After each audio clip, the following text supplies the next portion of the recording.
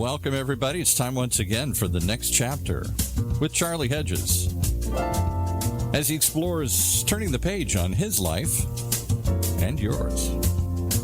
Hey, Charlie. Hi, Paul.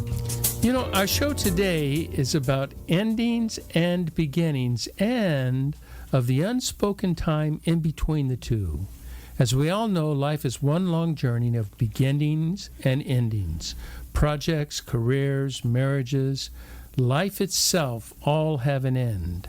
Now, beginnings are typically both challenging and inspiring.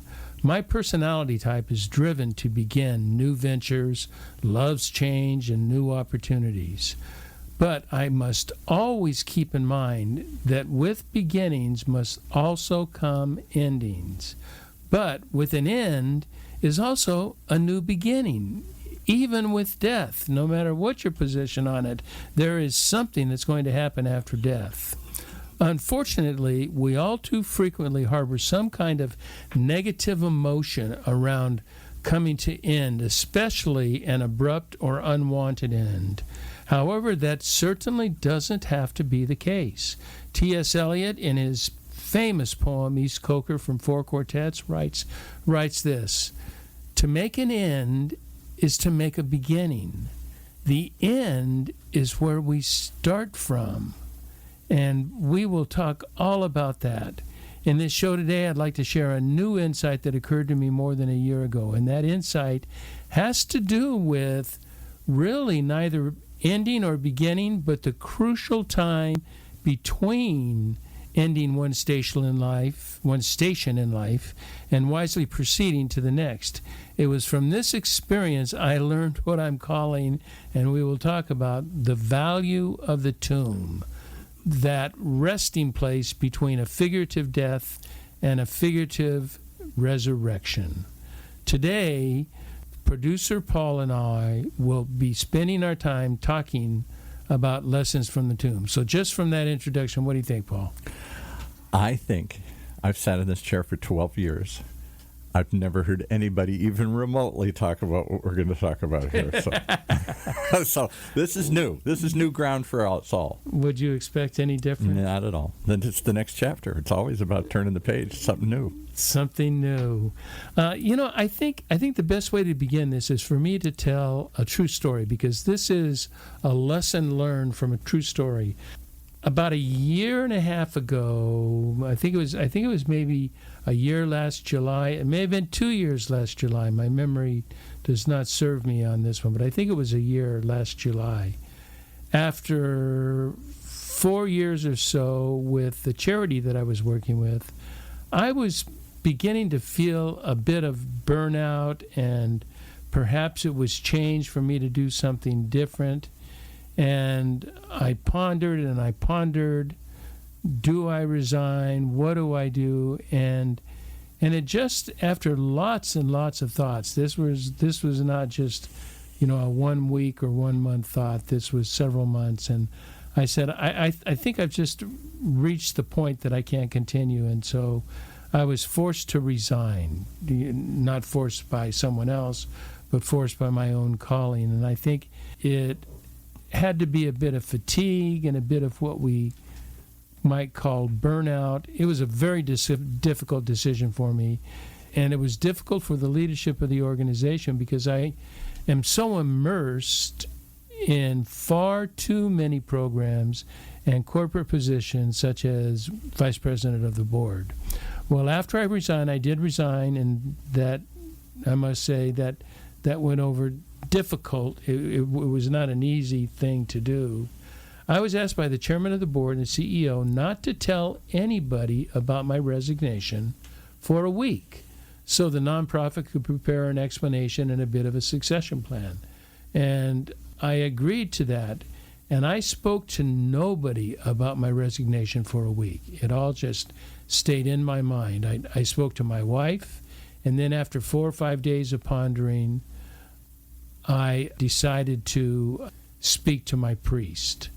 And my priest gave me some incredible ideas.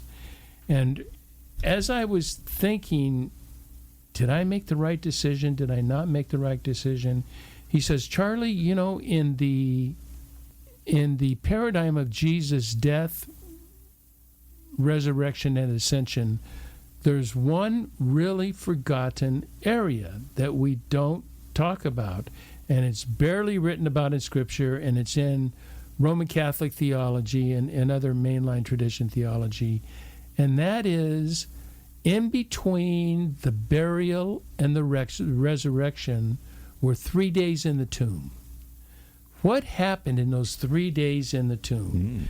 And the 3 days in the tomb is what is called, now Protestants don't endorse this, but there's plenty of iconic images on this and writing on this in the Episcopal and Catholic Church, and it's called the harrowing of hell, where St. Peter says that Jesus went down and preached to the prisons in hell.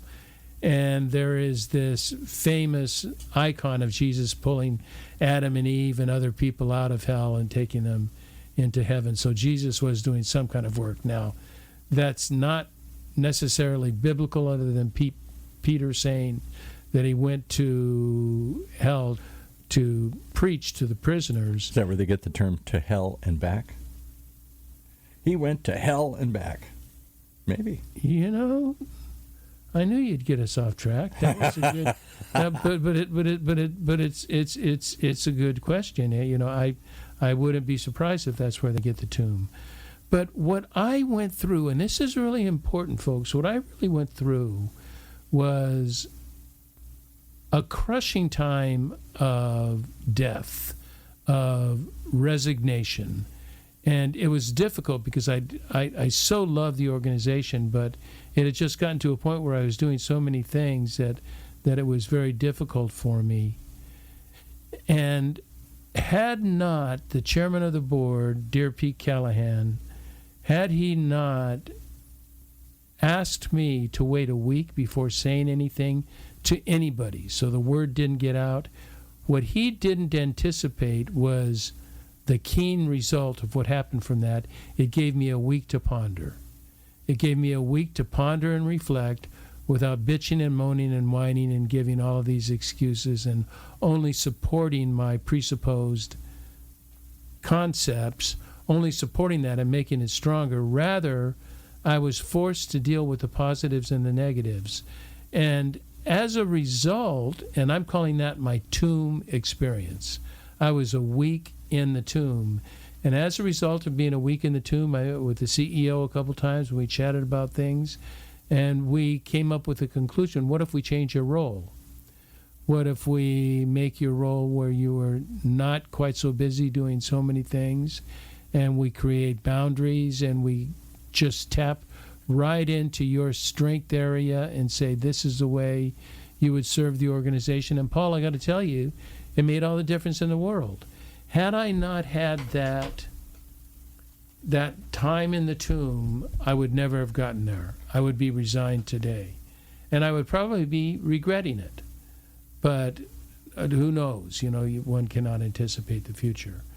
But I think there is a time in major decisions, especially in quitting and beginning something new, that there is a time of reflection. Even if you're totally prepared and you have a new job set up or a new situation set up and you're ready to move into it, there is a time of silent reflection for 3, 4, 5 days that is so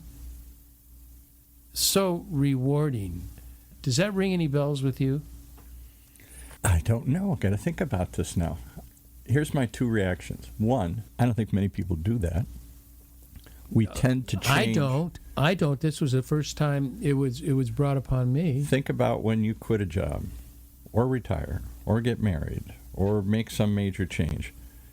It's like you may think about it, you may even sort of anticipate it and plan a little bit, but you sort of jump and do it. You get married, you quit, you go move, you do something, and then there's that rebuilding process. I find most people, and I see the same thing when death comes. Hurry up, a million things you got to do. When my parents died, immediately were Catholic. There's ceremonies, there's things, there's burials, there's expenses, there's bills. We didn't have time to stop. It was only later that it hit me, and that's when you get this kind of depression. Right. You go through the that stages of delayed grief. effect comes later. Yeah. You're sad, you're up, but there's things to be done in the moment. I'm moving. Somebody just died. Something happened, and there's things to be done. It isn't till later till you kind of get settled in. They're gone. I'm here. Something's changed. That reflection kicks in. At that point, it's kind of too late. You've already made all the choices. You can't go back. And so to have that in between space, I'm going to take a few days and reflect. I mean, who gets a chance to do that and everything when you change? Most people don't, and most people. No, I think I might. We think we that. don't. Yeah. Yeah, I think you probably do have 2, 3, 4 days. Even in funerals, there's certain things you have to do. I mean, we have certain obligations. Right. But with you got to most notify situations, people. You got to call the bank. You got to prepare the funeral arrangements. Bills have to be sorted out. And is the world going to fall apart if you wait 3 days? Boy, it sure feels like it. It feels like it, but it's not. Yeah. And to ponder and take in what is the emotive response, what is your logical, physical response, and it gives you time to just think about it, and maybe not even, when you reflect on it, I think there's an idea of reflecting. That's all you're thinking about. Yeah. Reflecting doesn't have to be that. Reflecting can be on something totally different, takes your mind off of it, but your mind subconsciously is always working on it no matter what. Right. Maybe not consciously working on it. And it gives you an opportunity, I think, to make wiser choices. Well, like on a simpler example, you get mad at somebody. You said this once, and your immediate answer is to jump in and type a reply or call them up or do something in the moment. Blah, blah, blah, blah, blah. And they always say, count to 10. Wait till tomorrow. I think you told me once how you were ready. Wait till tomorrow. Yeah, you did something, you typed it all up, you were mad about something, and then the next day you looked at it again and you're like, okay, I'm glad I didn't send that. Yeah, I also send it many times to my wife to have her. Yeah, okay. Oh, yeah, to have her impression. What did this sound like? Because I think we do have a tendency, when you leap, you just jump. Whatever the change is, it's hard for most of us to change, not for you, but for most of us, it's very difficult to make a change. It's very traumatic. It's very stressful. Any kind of change, good or bad. And then when we finally do it, no going back, no thinking about it. It's done. It's over. On to the next thing. There isn't that in between. There is no time in the tomb. There is no 3-day. Look at Charles. We're doing this in the middle of September in 2022. We just lost Queen Elizabeth, longest-serving monarch in Western history here. And her son has to immediately assume, they won't do the ceremony for 6 months or a year, but he's immediately proclaimed the king. The queen is dead. God live the king.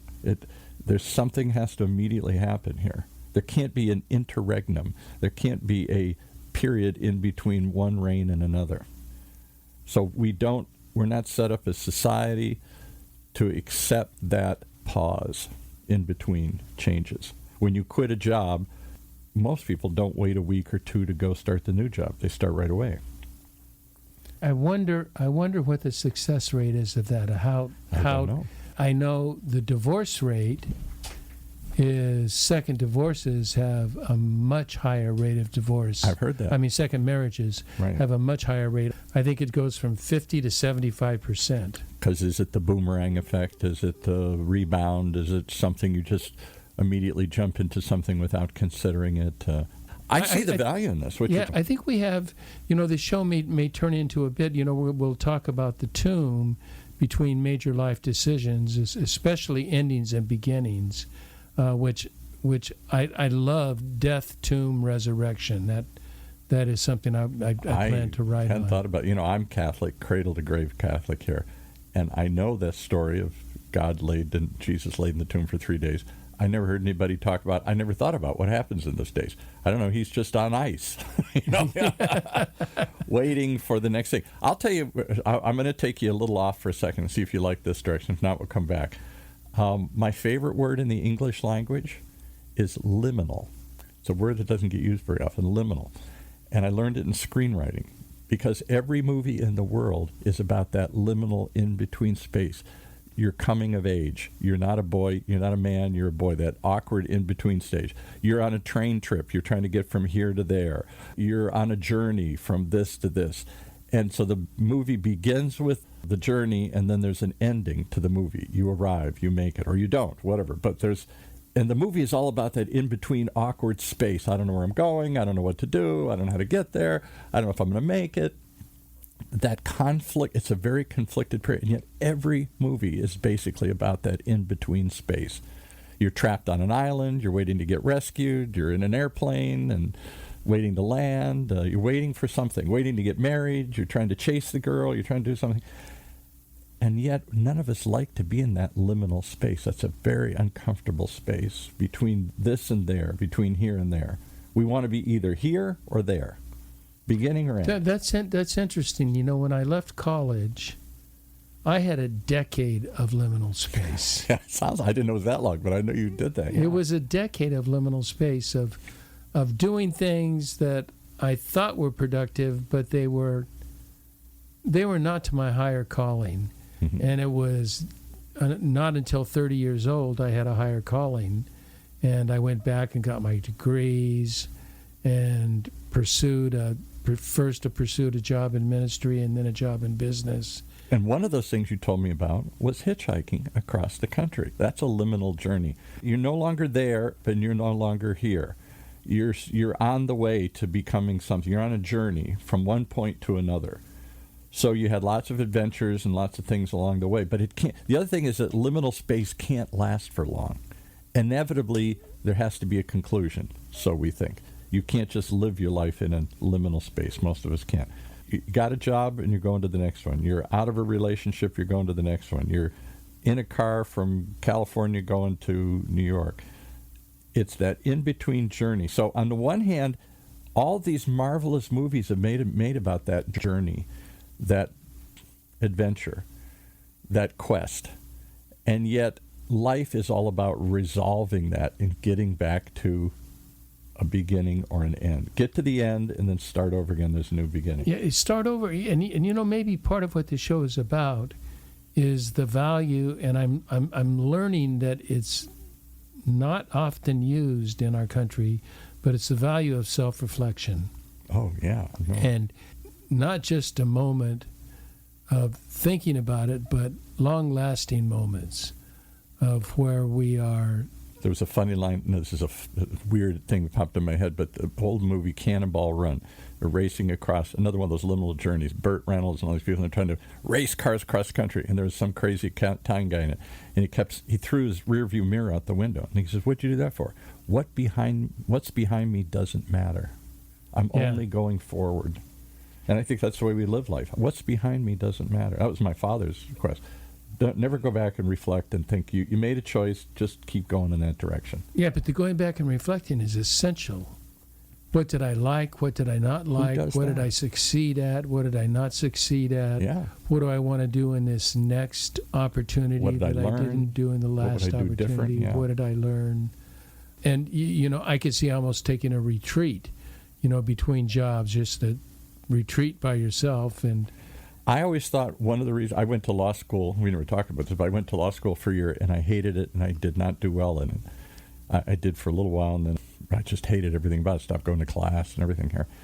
And I often wonder, had I taken a year off between college and law school, because I was so burned out by the end of, I wrote a big honors thesis and this big project, and I was totally burned out. And immediately then a couple months later I started into law school, which is even more intense. I wasn't ready for that. I probably should have had a year off to hitchhike the country or do something. Well, you know, that's the big, you know, the gap year. The gap year. I hear people talk, yeah. Right. Yeah, and I think it's so valuable. Who is ready at 18 to decide what you want to do for the rest of your life? I wasn't, and I think you need to experience the world. Yeah. Or experience life, at least. I knew one of my best friends, and his answer was he got married at 18 out of college, 3 weeks after he graduated, and that didn't last but a couple of years. Oh. You know, I'm thinking... I'm thinking that the most vital part of my experience in the tomb or the time in between, I liked what our chairman of the board, Pete Callahan, I liked what he encouraged me. And I don't think Pete was thinking this way. Pete was just thinking strategically. He wanted a succession plan and wanted Right. and Wanted wanted to buy a some notice time to send out. figure out what to do. Yeah. But when he asked me not to say anything and on an honor system, I complied, and it was a forced silence on the subject. That was nice. I could not talk to anybody else. If you get other people's feedback, oh yeah, you need to leave, you're doing too much, you need to do this, and they're supporting all of your, very possibly incorrect assumptions. Or pulling you back. What are you, crazy? What are you doing? You know what you're doing? The doubters. But not talking to anybody, and only my wife and then my priest with his brilliant, death, tomb, resurrection idea, just that tomb settled me. And the beauty of the situation, the way it turned out, we redescribed my roles with the charity, and they fit right into my leadership development roles, my coaching roles, my teamwork roles, and my visionary sort of casting a future. And your coaching roles. You took on some coaching roles in there. I did take on, that's what I meant, leadership development. I took on coaching roles, and that was why I had to resign from the board, because I couldn't be employees' boss. So let me give you a different coach. analogy. The show's called The Next Chapter, a book image. Would you ever hesitate between turning pages? I come to the end of a section, you immediately rush into the next section. You can't wait to get to where does this go? Rather than pausing and reflecting on what you've read. I have this image of you turning to turn the page and then just holding it there and thinking about it for a minute. It's not quite holding it there. It's very simpler to hold it. It's a very simple thought to hold it there. But what I do is I go back and read my last chapter's highlights, because I'm a yellow highlighter. I go back and read the last chapter's highlights too. Raise your hands out there, folks, if you've ever done that. I don't think I've seen many hands do it. When I get to the end of a chapter, I might highlight it and think I'm going to go back, but I'm on a race to get to the end. Yeah, I journal every morning, and I read the previous day's journal just to see what I was all about that day, and then I give you a different analogy. In a movie, have you ever stopped halfway through a movie and gone back and rewatched it? Say, well, let me make sure I understand what's I have never done that. I've gone back and rewatched a movie that I didn't understand. I just saw a fabulous movie, which I'll give a little plug for, which is really weird, off the chart weird, but it's 3,000 Years of Longing. Never even heard of it. And it's about Idris Elba's in it, and Jessica, is it not Jessica Chastain? She's big these days. I don't know. No, but it's not Jessica. I'll look it up. But she's given 3 wishes, and she doesn't want to take the 3 wishes. And the story goes back about 3,000 years of longing of the genie needs to get out of the bottle, and the only way he can do it is if he gets to grant 3 wishes. Mm-hmm. And every time he grants 1 wish, the entire world is changed because of this wish for that one individual. It's just not, I want to be happier here. Everything has changed, and so it changes the 2nd wish, and it changes the 3rd wish, and it's a brilliant, brilliant movie. So imagine the idea of starting a film and stopping. It was Tilda Swinton. Tilda Swinton, yes. In the movie. Once a movie starts, this is really weird, I can't stop it. Even if I'm tired, even if I don't like the film, I got to get to the end. I might skip ahead sometimes a little bit. This isn't going anywhere. Let's get to... But I can never stop and go back. I can't put it on pause. Oh, I may go back a little bit. And one thing we do if we're doing a new season on a show, we always go back and watch the last episode, if not the last 2 episodes of the previous season, so we're caught up. You're already living a reflective life. You're reflecting, going back at the book and reflecting what you did, taking a pause between a change to think about it and reflect. My hat's off to you. I honestly don't think I've ever done that. I might struggle to make a change. Lord knows I've struggled to make changes in my life. But once I do, I go forward. Once I start the change, once I start the momentum, once I start the movie, I'm on a race till it ends, to the next point. I think there's another value that comes into play here. I hadn't intended on values emerging, like reflection, but also is patience. Is that we are not patient. We don't want to wait for the end to appear at its natural time. Mm-hmm. We want to force it. We want a decision. Yes. And then we put ourselves in a dirt shit situation. Yeah. That we're saying, oh my goodness, what did I do? And I've got to yet quit again. I had I won't mention who, but there was a show host here, was here for years, very successful person, and he said that in between time between coming up with an idea and implementing it, that time in the tomb, in your analogy, was the most painful thing to him. Once he came up with a thing, that he couldn't wait to do it, to try it, to get it going. There was no reflection about it. Yes, let's go. Boom, perfect. And do you know the chaos that causes? Do you know seriously, because I've seen leaders like that. Do you know the organizational chaos that goes on? Because new initiatives require lots of infrastructure. Mm-hmm. And they are not prepared. They just say, let's start this new thing, and then we'll figure out the infrastructure on the way. Mm-hmm. And it turns out to be a cluster mess. I think there's another word that usually goes with that.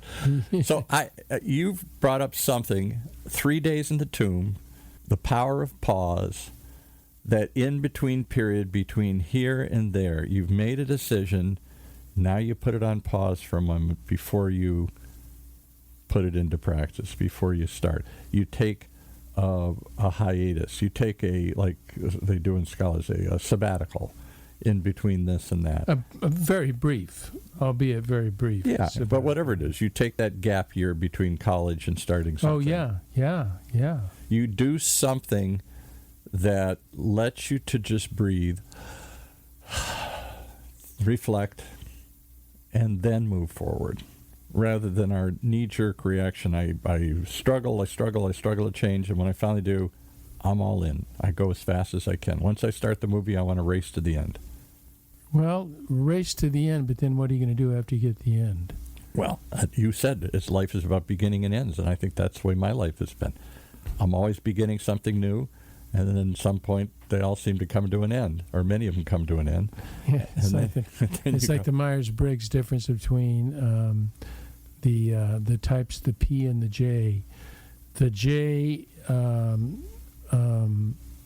starts a project and finishes a project. They're very linear, completion-oriented, very organized.